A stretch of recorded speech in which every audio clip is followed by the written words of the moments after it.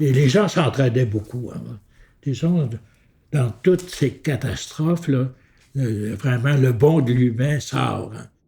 Il y a eu des choses qui ont été reçues de partout, de France, de l'Angleterre, de partout. Des États-Unis, tu sais. Presque tout le monde était concerné. Ah oui, tout le monde était concerné par ça. D'abord, premièrement, il y a eu de la Croix-Rouge. On avait chacun un set de serviettes, puis des débarbouillettes par personne. Ben, si on était 8 dans la maison, ils s'en donnaient 8. Les draps, ben, ils donnaient un set de draps pour 2. Les couvertes de laine, les belles couvertes. J'en ai encore une couverte de laine. Puis dans mon lit, de la vraie laine, l'Angleterre. Il y avait des grandes salles, là, puis c'est là qu'ils servaient les repas. Moi, j'avais été bénévole pour ça, là. Tout on servait, là, puis les gens passaient, puis venaient se servir. Il y a eu du secours. L'école de commerce, dans ce temps-là, par l'entrée, par la rue Saint-Louis, là, il y avait une grande salle, là. Puis, ils défaisaient les boîtes, mettaient ça chez les comptoirs, puis on fouillait là-dedans, puis on prenait ce qu'on avait besoin. Une chance qu'on a eu ça. Quand t'es là chez Ton, hey, on avait droit à un gros montant. Si on faisait venir chez Ton, pour l'avait gratuitement. Mais ça a permis d'acheter de linge, les enfants pour commencer l'école. Les briques, là, le ciment était collé après, là, ils nous donnaient une scène de brique pour décoller le ciment, pour récupérer la brique. Ils appelaient ça de même décrotter les briques. Ouais. Ça, c'est de la brique qui avait été, on va dire, décrottée, là, puis ils chargeaient la brique à bord du banneau. Ouais. Ils appelaient ça de même, le banneau. Puis souvent, ben, on avait décrotté un 100, 150, ben, on avait une scène de la brique, une gasoline. L'ouvrage était rare, là, ouais. Tu sais, le moulin, hein, c'est 700-800 hommes qui travaillaient là. Ouais. Une semaine après, c'est Cabano qui a brûlé. Ouais. Après le feu, ben là, tu retrousses les manches, puis tu travailles.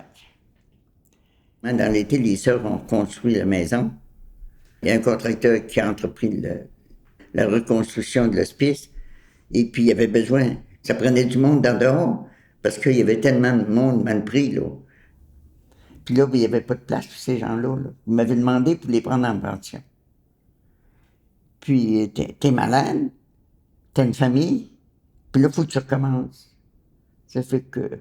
Puis là, t'as rien, là, t'as plus rien, là, faut que tu recommences. À tout, à zéro. Ça fait que je les ai pris en pension. Là, il est parti une rumeur à l'effet que les compagnies d'assurance ne paieraient pas pour un feu comme ça, pour une conflagration. Mais il y avait un monsieur, Maurice de Champlain, qui était agent d'assurance.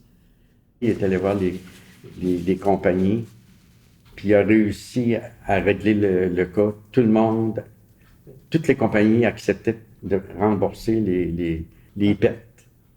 Puis ça s'est reconstruit un peu plus moderne. Ouais. Puis le feu aussi, ça a donné, après le feu, ça a donné une grosse croissance, parce que le monde voulait qu'il se reconstruise aussi. Alors là, mettons, tous les moulins alentours, là, qu'il y avait du bois ou des choses de même, ça donnait un boom. Il y a eu un boom économique aussi pour reconstruire ces maisons-là, puis restituer, puis repartir ça. Ça a été vite après, là, pour se reconstruire, puis c'était allé vite. Mais ça, à l'automne, là, au mois de septembre, là, c'était pas mal. C'était pas mal. Là. Puis tout ce qui a été reconstruit plus gros. Il y a eu un plan d'urbanisme qui n'existait pas avant.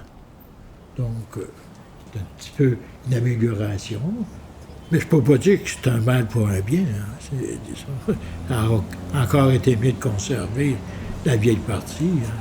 Hein. Surtout les magasins. Il y avait un cinéma qui a brûlé. On allait de temps en temps en cachette. En 50, l'arrière des maisons, t'avais pas de rue, c'était la rive. Et on empiétait sur le fleuve par après. Tellement de sympathie et d'aide de l'extérieur pour les gens sinistrés. Je pense qu'on a oublié ça assez vite, sans l'oublier. Il fallait tout de même continuer à vivre. Hein.